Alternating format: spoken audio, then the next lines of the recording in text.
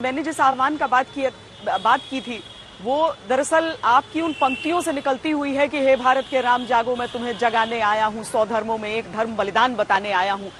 ये जो राम की परिभाषा या फिर आपके मन के जो राम आप बता रहे हैं वो आज के दौर में कितना प्रासंगिक है। लेकिन मैं आपसे एक बार फिर, चूंकि मैं जब भी आपसे बातचीत करती हूँ मुझे ये पंक्तियां आपके मुंह से सुनना बड़ा अच्छा लगता है, इसीलिए अगर वो आप कर भी सकें और थोड़ी सी उसकी व्याख्या हमें कर सकें।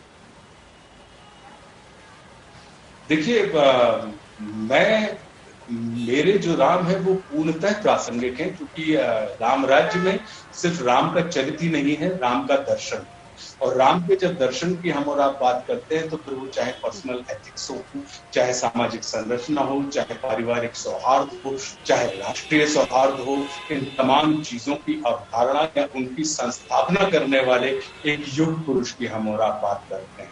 तो मुझे लगता है कि राम कहीं सोए नहीं है, राम कहीं खोए नहीं है, वो कहीं ना कहीं हमारे और आपके, देखिए, सतयुग में सद शक्तियां यानी जो देव थे वो अलग लोक में रहते थे और जो दानव थे वो अलग लोक में रहते। युग बदला तो देव और दानव दोनों एक ही लोक में रहने लगे त्रेता में।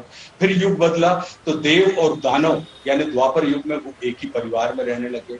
लेकिन जब जैसे ही जिस युग में हम आए, कलयुग आए, तो अब वो ना अलग लोक में रहते हैं, ना वो एक ही लोक में रहते हैं, ना वो एक ही परिवार में रहते हैं। अब वो देव और दानव एक ही देह के अंदर रहने लगे।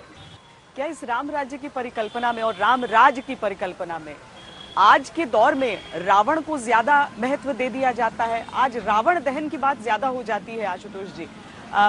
विजयदशमी के पर्व पर भी उस दहन और उस एक शब्द विजय से अधिक कुछ और भी आज सोचना चाहिए क्या?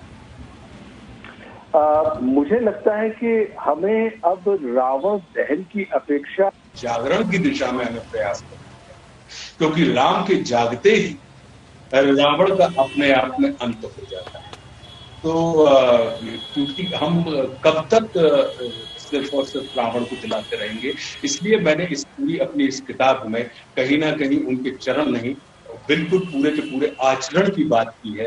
राम राज्य के अंदर जीवन दर्शन की बात की है, सिर्फ जीवन चरित्र की बात नहीं की है।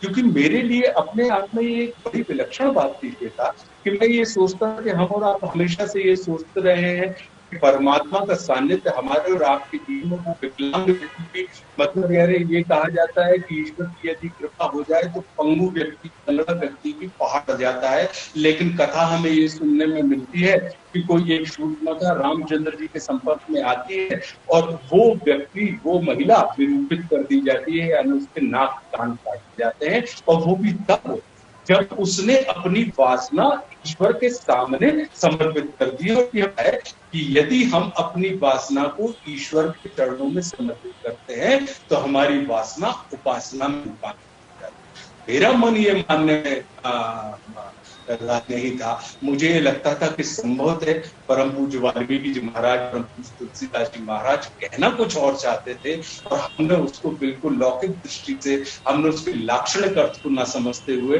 उसके शाब्दिक अर्थ को समझ लिया। आशुतोष जी, रामायण इकलौता ऐसा ग्रंथ है जहां पर सब जानते हैं कि क्या कहानी है, सब परिचित हैं कि क्या हुआ, लेकिन फिर भी बार बार सुनते हैं, क्योंकि मुझे लगता है जो दृष्टिकोण की बात आपने की है, सबके अपने अपने राम है उसमें। नमस्कार, मैं हूं अंजना ओम कश्यप। हमें उम्मीद है ये वीडियो आपको पसंद आया होगा। लेटेस्ट खबरों के लिए यूं ही देखते रहिए आज तक, और इस वीडियो के पसंद आने पर लाइक, शेयर एंड सब्सक्राइब करना ना भूलें।